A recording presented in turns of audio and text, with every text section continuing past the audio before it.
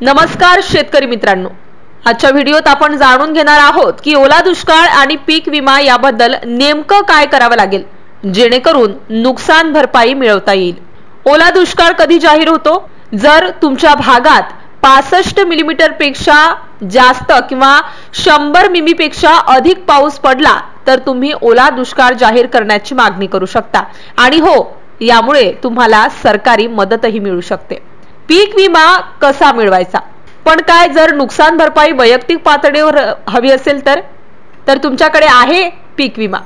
पाऊस पडल्यावर 72 तासांच्या आत तक्रार करा आणि 10 दिवसात पंचनामा करून नुकसान भरपाई मिळवा।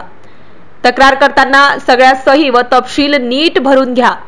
पीक कापणीच्या प्रयोगांवर लक्ष ठेवा आणि मागील 7 वर्षांच्या सरासरी उत्पादनाशी तुलना करा। तर शेतकरी मित्रांनो, सावध रहा, योग्य वेळी तक्रार करा आणि तुमच्या हक्काची नुकसान भरपाई नक्की मिळवा। आवडलं तर व्हिडिओला नक्की लाईक करा आणि शेअर करा। जय किसान।